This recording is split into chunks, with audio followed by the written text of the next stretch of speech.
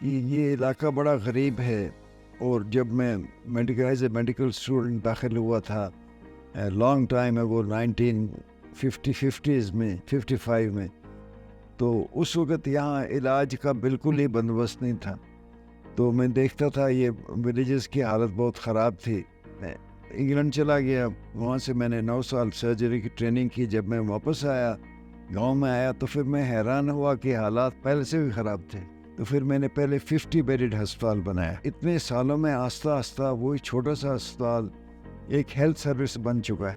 اس میں 2 جنرل ہسپتال ہیں جو کہ 120 بیڈڈ ہیں، 4 موبائل ہسپتال ہیں، 10 ڈسپنسریز ہیں، اور ان سب میں فلی سٹاف ہوتا ہے، سرجنز، فزیشنز، گائنیکالوجسٹ. یہ استور ڈسٹرکٹ میں ہم ایک موبائل سروس کھول رہے ہیں کہ جس میں انشاءاللہ 1 لاکھ مریضوں کا سال میں امید ہے کہ علاج ہوگا. یہ جو ڈاکٹرز ہیں ان کے حوالے سے یہ کہا جاتا ہے میڈیسنز کمپنیز جو ہے میڈیسن کمپنیز ان کی فرمائشیں بہت چلتی ہے. نہیں ہے ان بچوں کا قصور نہیں ہے، یہ سارے پاکستان میں یہ بزنس ہے. ٹیچروں کو بھی ٹائم نہیں ملتا پڑھانے کا، اسی اور کوالٹی جو ہے انفارچونیٹلی ان بچوں کا کوئی قصور نہیں ہے. ہمارے جیسے سینئر لوگوں کا قصور ہے کہ جو ان کو پراپرلی پڑھاتے نہیں ہیں، دیکھ بھال نہیں کرتے. السلام علیکم ناظرین، ڈیلی K2 سے میں ہوں منظر شگری. سیاست سے ہٹ کر ذرا ہم سماجی شعبے پہ بھی آج ذرا گفتگو کریں گے. آج ہمارے ساتھ ایک ایسے مہمان ہیں جو مسیحا رہے. مسیحا اکثر آپ کو پتہ ہے ہمارے جو ڈاکٹرز ہیں پروفیشنلی ان کو ہم مسیحا ہی کہتے ہیں. اور ایک گلگت بلتستان کے ایک موسٹ ایسے سینئر ڈاکٹر جن کا نام شاید سب نے سنا دیکھا اسکرین پہ گلگت بلتستان کے لوگوں نے پہلی مرتبہ ہوگا. ہم آپ کی ملاقات ایسے ہی شخصیت سے کرواتے ہیں، ڈاکٹر سکندر حیات خان. ان کا تعلق بنیادی طور پر بلتستان سرمک کے گاؤں سے ہے. ان کو بھی بڑا ان کا نام ہم نے سنا تھا. ان کی سوشل سروسز جو تھی وہ بہت پرانی اور بہت زیادہ سوشل سروسز تھی. لیکن پہلی مرتبہ ہماری بھی ملاقات ہوگی، ہمیں بڑی خوشی ہو گئی کہ ہم ایک ایسے مسیحا سے مل رہے ہیں جس نے خود اپنی پروفیشنل لائف کے علاوہ جو اپنے کولیگس تھے، اپنے جونیئر، اپنے اسٹوڈنٹس تھے، ان کو بھی لا کے گلگت بلتستان میں فری میڈیکل سروسز پرووائڈ کی. ہم آج ڈاکٹر سکندر حیات صاحب سے بات کرتے ہیں اور پوچھتے ہیں کہ ان کو یہ خیال کیسے آیا، کیا کیا ان کی سروسز رہی، کیا سمجھتے ہیں ڈاکٹر صاحب کہ کیونکہ کہاں سے آپ نے اپنے کیریئر کا آغاز کیا اور اب تک لوگوں کے لیے جو ہے جو سروسز پرووائڈ کر رہے ہیں، اس کے پیچھے آپ کا کیا بیسک تھیم تھا؟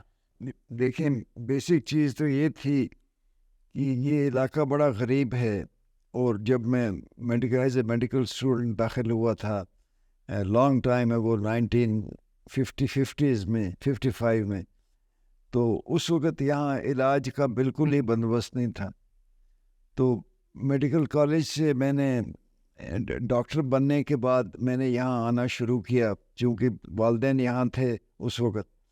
تو میں دیکھتا تھا یہ ولیجز کی حالت بہت خراب تھی. تو ان دنوں سے ہم نے ان کی ہیلپ کرنی شروع کی، دوائیاں وغیرہ لے کر آتے تھے، اور سال میں 2-3 دفعہ. اچھا، اس کے بعد پھر میں انگلینڈ چلا گیا، وہاں سے میں نے 9 سال سرجری کی ٹریننگ کی. جب میں واپس آیا، گاؤں میں آیا، تو پھر میں حیران ہوا کہ حالات پہلے سے بھی خراب تھے جیسے، اور کوئی پراپر ٹریٹمنٹ اویلیبل نہیں تھا.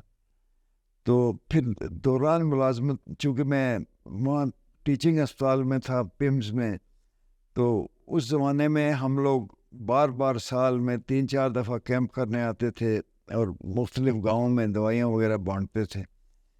وقت گزرتا جاتا ہے، تو آہستہ آہستہ when I retired in 2098 تو میں نے یہاں آ کر بہت برا حال دیکھا. تو پھر میں نے سوچا ان کے لیے کچھ کرنا چاہیے. تو میں انگلینڈ چلا گیا، 1 آدھ سال میں نے کام کیا. چونکہ اتنے پیسے نہیں ہوتے تھے تو ہسپتال کے لیے پیسے وغیرہ جمع کیے. تو پھر میں نے پہلے 50 بیڈڈ ہسپتال بنایا، اور الحمدللہ اب اتنے سالوں میں آہستہ آہستہ وہی چھوٹا سا ہسپتال ایک ہیلتھ سروس بن چکا ہے.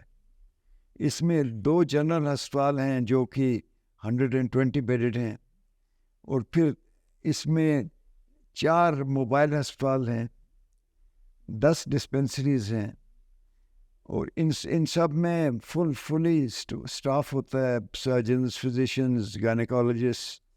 اور کووڈ سے پہلے باہر سے لوگ آتے تھے سرجنز وغیرہ بہت سے، مگر کووڈ کے بعد انفارچونیٹلی بند ہو گئے. پھر بھی ہمارے پاس پورا سارے اسپیشلسٹ موجود ہیں، تو وہاں یہ ہسپتال کا علاج کرتے ہیں. مگر جب ہم نے ہسپتال کا علاج شروع کیا، ہم نے دیکھا کہ بینیفٹ جو فائدہ تھا وہ ساتھ کے گاؤں میں ہی تھا، دور سے لوگ نہیں آ سکتے تھے. تو پھر ہم نے موبائل سروس بنائی، ہم نے موبائل ہسپتال بنائے جن میں X-ray, ultrasound, laboratory, E C G, ساری فیسلٹیز تھیں. ایک قسم کا آپ چھوٹے آؤٹ ڈور ہسپتال تھا جو دور گاؤں میں جاتا تھا، چونکہ اکثر بوڑھے بڑی پیٹیبل کنڈیشن ہوتی ہے، بوڑھے مرد، بوڑھی عورتیں، یتیم بچے، ان کو کوئی لانے والا نہیں ہوتا ہے. پہلے لوگوں کے پاس پیسے نہیں ہوتے، پھر اتنے دور پہاڑوں سے نیچے آنا. تو اب ہم نے یہ شروع کیا کہ بجائے اس کی کہ مریض ذلیل ہو گیا ہمارے پاس آئے، ہم خود وہاں جاتے ہیں اور ان کا علاج کرتے ہیں، اور ان کو گاؤں سے نکلنا نہیں پڑتا. ڈاکٹر صاحب، آپ کا چونکہ یہ سروسز تو رہی، ان فیوچر نئی پلاننگ، نئی چیزیں کیا کرنے جا رہے ہیں؟ ان فیوچر ابھی تو ہم یہ استور ڈسٹرکٹ میں ہم ایک موبائل سروس کھول رہے ہیں، یہ جس میں انشاءاللہ 1,00,000 مریضوں کا سال میں امید ہے کہ علاج ہوگا. یہ 2 موبائل ہسپتال ہوں گے.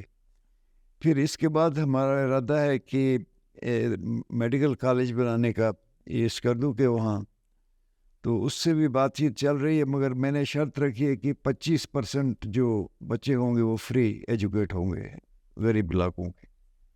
تو پتہ نہیں، چونکہ یہ بزنس ہے تو یہ لوگ ابھی تک تیار نہیں ہیں. بٹ کسی غریب کے ہاتھ میں نہیں ہے کہ وہ ڈاکٹر بنے. اس وقت اچھے بچے ہوتے ہیں، پڑھے لکھے، بٹ کچھ نہیں ہوتا ہے. ہم کوشش کریں گے کہ کم سے کم کچھ نہ کچھ تو ان میں سے ہیلپ کر سکیں.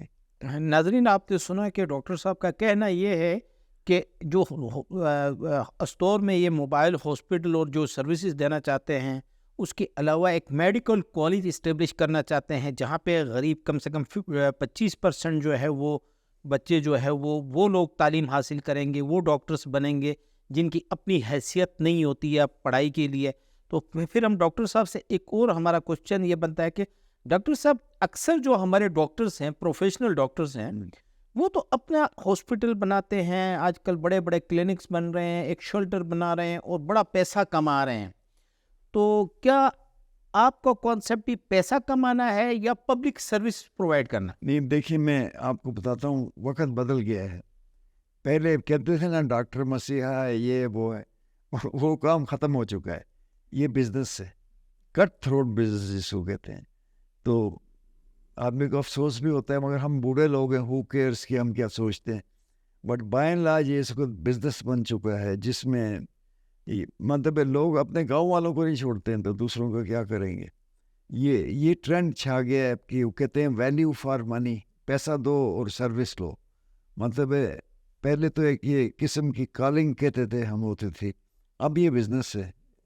اسی دے ورک کی پرائیویٹ کلینک بناتے ہیں، پیسہ بناتے ہیں، بس ہوئی. ڈاکٹر صاحب، ہمارے پاس جو کمپلینس آ رہی ہے ڈاکٹرز کے حوالے سے، میڈیکل کے شعبے کے حوالے سے، کہ ٹھیک ہے گلگت بلتستان میں اب بڑے اچھے پروفیشنل سرجن ڈاکٹرز، جیسے آپ نے اس زمانے میں کی اس طرح کی ڈگریز، آج گلگت بلتستان میں بھی بڑے اچھے پروفیشنل ڈاکٹرز آئے ہیں.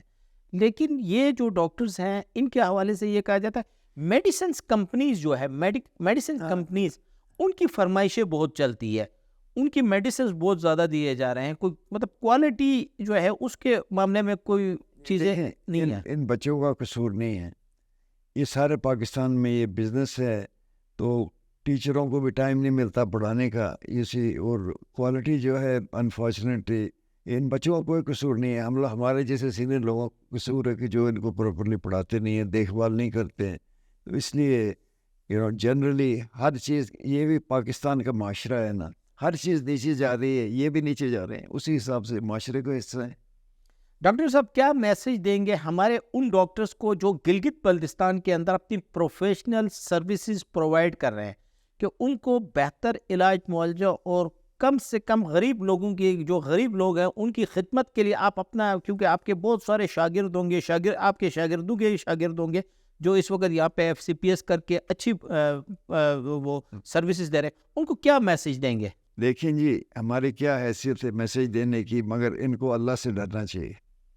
اینڈ میں ہوتا یہ کہ جو پیسہ حلال نہ کمایا جائے یا جس میں زیادتیاں کی جائیں تو اکثروں کے بچے، اولاد، اگلا کام ٹھیک نہیں ہوتا۔ جو حلال رزق ہے نا اس کا کوئی مقابلہ نہیں ہے۔ تو باقی ہماری کوئی حیثیت نہیں کہ ہم کسی کو نصیحت کریں، یہ تو اللہ کی طرف سے آتا ہے، جس کو وہ کرے گا وہ کرے گا۔ ناظرین، آپ نے ڈاکٹر سکندر حیات خان صاحب کو آپ نے غور سے سنا، انہوں نے ایک نصیحت کی اپنے، کیونکہ حلال رزق کے لیے جو ہے محنت کرنا چاہیے اور غریبوں کا خیال کرنا چاہیے، میڈیکل کے شعبے کو بہتر ہونا چاہیے۔ میڈیکل کے شعبے میں جتنے لوگ ہمارے پروفیشنل دوست جو اپنی سروسز پرووائڈ کر رہے ہیں وہ یقیناً ڈاکٹر صاحب کی نصیحت پر بھی عمل کریں گے۔ اسی کے ساتھ اپنے میزبان کو اجازت دیجیے، اللہ حافظ۔